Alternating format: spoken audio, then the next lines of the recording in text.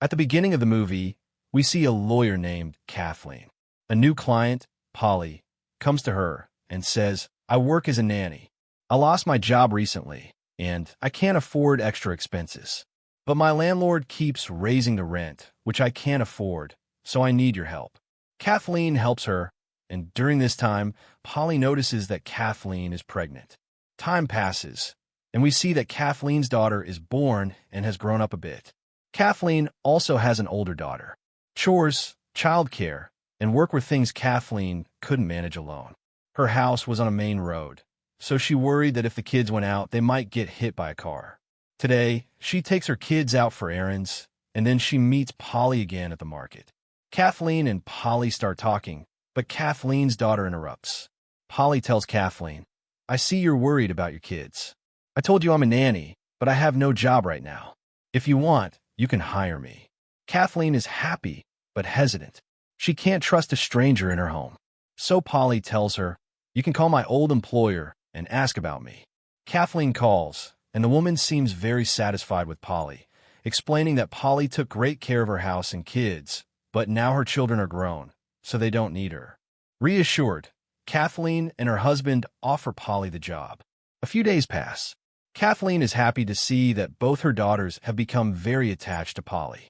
Kathleen tells her husband and Polly that friends are coming for lunch, and she will cook everything herself. Polly doesn't even let the husband in the kitchen.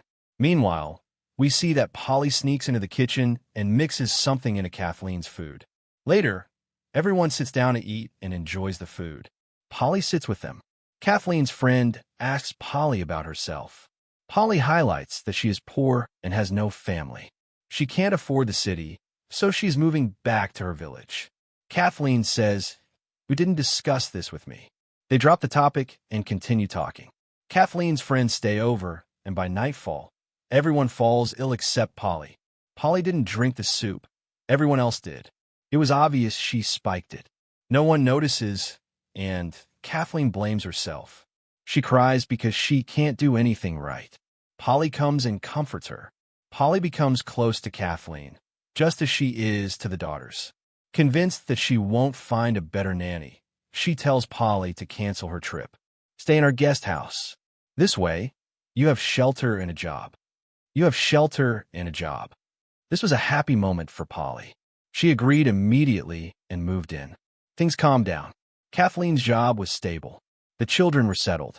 But secretly, Polly was playing a game as she turned the older daughter against Kathleen, saying, "Your mom is terrible. She only pretends to be nice. She scolded you and didn't get your favorite things." Now, the girl repeats this at dinner. "You aren't nice. You never love us or buy me things. I'll never grow up to be like you. I'll be like Polly." Kathleen's heart breaks. She tells her daughter, "No, dear. I love you. I love you very much." And when she asks her husband, he supports Polly. Kathleen breaks down. Devastated, she goes to her room. Then her husband comforts her. "I'm sorry. Maybe I said too much. But you're wrong. Polly isn't bad. She's good." Days pass, and the daughters get attached to Polly. Even Kathleen's husband likes Polly. She is very caring. Because of this, Kathleen starts feeling insecure about Polly. On New Year's Day, they go watch the fireworks, and when they return, Kathleen hears noises in her daughter's room. They rush in to find their daughter terrified and holding many firecrackers.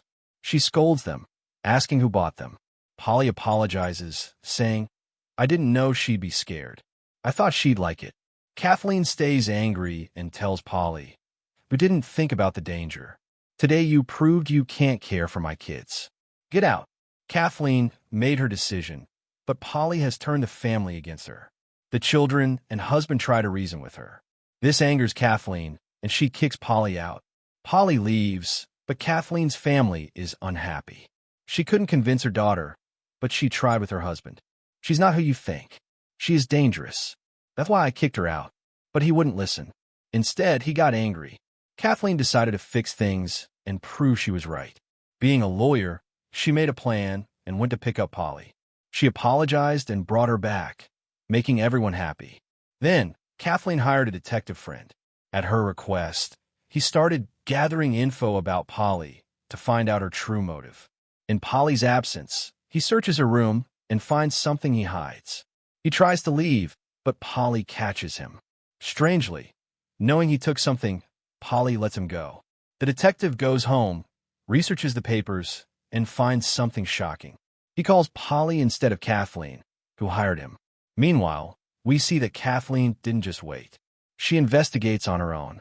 She visits the woman who recommended Polly. She discovers that Polly lied. She never worked as a nanny. She was a drug addict. The reference woman was also an addict. They met at a rehab center. Polly improved and won a job. She asked the rehab owner to lie for her. Hearing this, Kathleen gets angry at the woman. How could you lie like that? You almost ruined my life. She goes to her husband and reveals Polly's deception. She was never a nanny. She made the rehab owner lie. Despite this, Kathleen's husband blames her. He says Polly's crime isn't serious. She just lied to get a job. Nothing more. Kathleen is upset that he supports Polly. She leaves. The scene cuts to Polly meeting the detective. He calls her Rebecca. She isn't surprised, as she knew he was looking for her. He says, I know your name and that you're from Kathleen's town.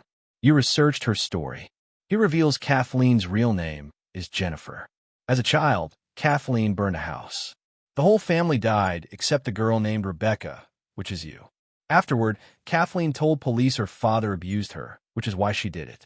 After that, she left town and came here. Now you want revenge for your family. She tells him, now you know my plan. What now? He says, I want to reason with you. Don't be angry. Drop the revenge. Fix your life and don't ruin her life. I'll talk to Kathleen. She'll apologize and give you money. Polly cries and pretends to agree. But the next moment, she grabs a baseball bat and hits him hard on the head, killing him. She committed murder, but wasn't scared. She needed to hide the truth, which she did. She gets rid of the body and removes all evidence, even traces of herself. Police find the body, and when Kathleen learns of this, she is devastated. She blames Polly, but the police don't listen. Kathleen returns home, grieving. Her friend was killed. She takes her anger out on Polly. I won't tolerate you here. Get out right now. As she drags her out, her daughter, Emma, stops her, and Emma gets hurt. Seeing this, the husband thinks Kathleen is crazy and separates her from the family. Kathleen meets her son at his match. Her daughter is there and tells her, Mom, stop bothering Polly. She's innocent. Do you know what I found in her room? This article tells her story about having no family. They died in a fire. She gives her mother the article from Polly's room and goes to lunch. Kathleen reads it and is shocked. Her past flashes back. She realizes Polly is here for revenge. She rushes home to beg for forgiveness. The husband waits outside.